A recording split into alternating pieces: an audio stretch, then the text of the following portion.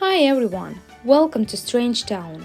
In this series, I will tell you about Strangetown families, about their past, about their wants and fears, about their darkest secrets and their happiest moments. Today, we will meet the Curious family. Glan and Glabe Curious were young and deeply in love.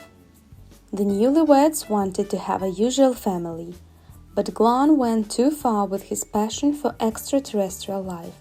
He became a subject of aliens' experiments, but the Curious family was not ready to face the consequences. Glan and Glabe became parents of two unusual daughters, alien twins, Lola and Chloe. It was really hard. Even so, Glabe managed to become a good mother. She gave the girls all the love and care they needed. Unfortunately, for some reason, Glan couldn't do the same. He felt distant from his family. That's why he decided to leave. He left his daughters with their earthly mother and seemed to never think about them anymore. He started over again, fell in love with a girl whose name was Kitty. Glan stopped tempting fate and never returned to his experiments with his telescope. He wanted to make Kitty happy and not mess everything up as he just did with Glabe. Soon, Kitty and Glan got married. Together, they had 4 children, elder daughter Jenny and 3 sons, our main characters for today, the Curious brothers. All 3 brothers inherited father's devotion to science. Since early age, they were into science fiction and everything scientific. Although they had never met their half-sisters and even didn't know about their existence, Pascal, Witkant and Laszlo were mad about extraterrestrial topic. To be honest, even their sister Jenny got that passion from her brothers. 4 siblings were real geeks. Time passed. Curious brothers grew up. In high school, they didn't lose their interests, but they acquired teenage problems.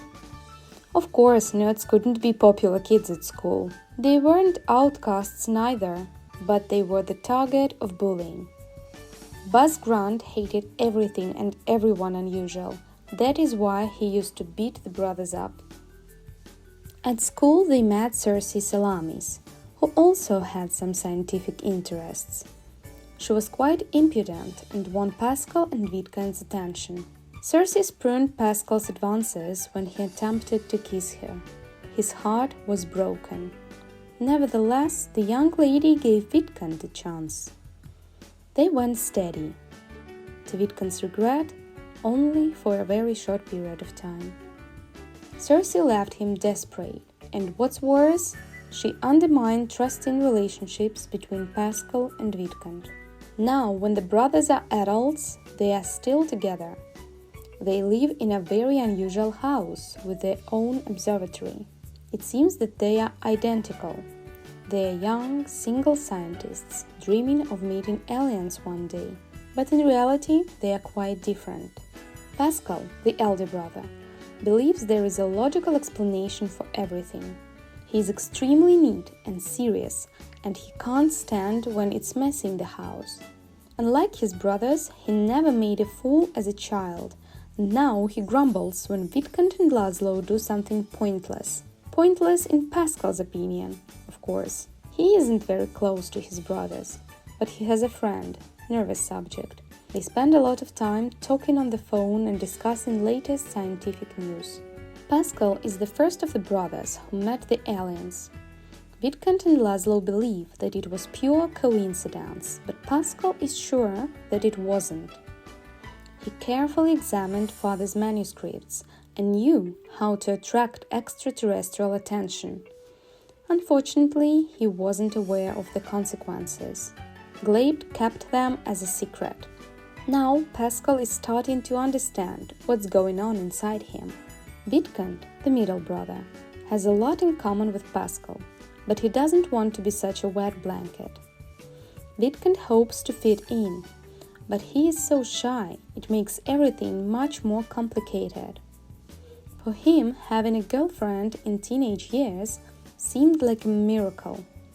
He still loves Cersei, and in his dreams they are together, but this feeling is not mutual. In reality, this crush only ruins everything around Vidkund. He has constant quarrels with his co-worker Loki, Cersei's husband, and of course it affects Vidkund's career.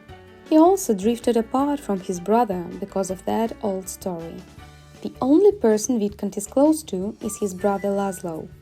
They both want to follow Pascal's footsteps and see the world from above.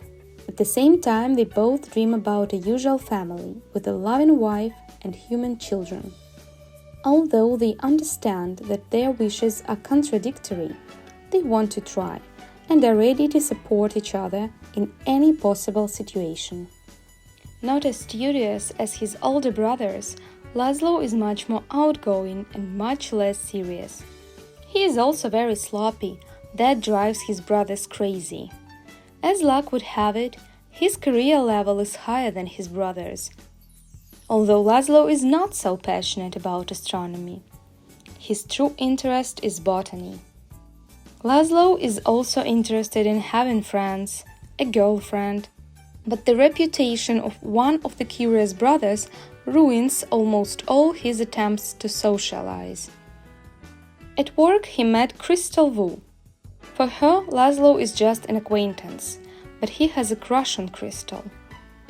As well as brothers, Laszlo wants to be abducted by aliens. But deep inside he is afraid that such a get-together will tear him away from the rest of the world. Taking part in alien experiments means being an outcast among humans. Laszlo is not sure which side to join, science or normal life.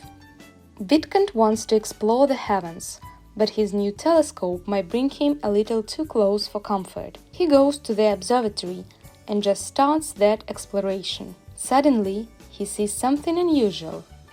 Yes, here it is, the alien spaceship. It was Vidkund's dream to meet them, still he is frightened. The middle brother is being abducted. When Vidkund is back home, his brothers are extremely happy to see him.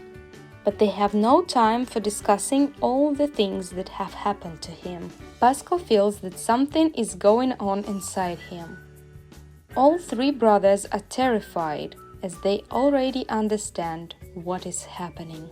Pascal gives birth to a little hybrid girl, Stella. Stella is lucky to have such a loving family. Her father and uncles are willing to spend their time and take care of her. Nervous subject also comes to greet his friend's firstborn. Interstellar spawn sure are tiring.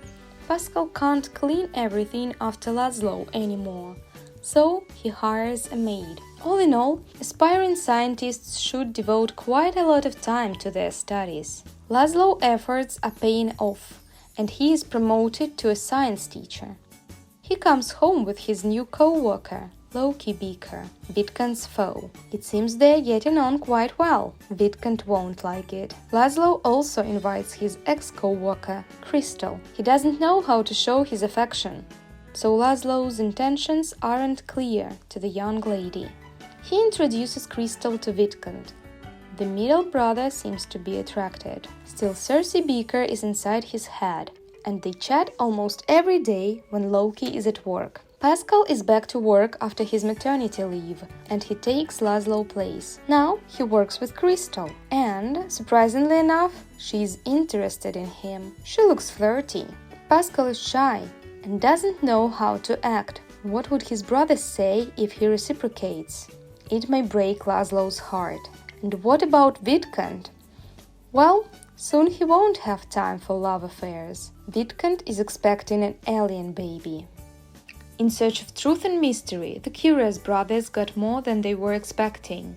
Can Pascal, Laszlo and Vidkund cope with their new roles as cosmic parents? Is it possible for Vidkund and Pascal to overcome their teenage trauma? Can Laszlo make friends without condemnation from brothers? And what would they do with Crystal Wu? Thank you for watching this video. If you enjoyed it, don't forget to like and subscribe. And see you in the next episode. Bye!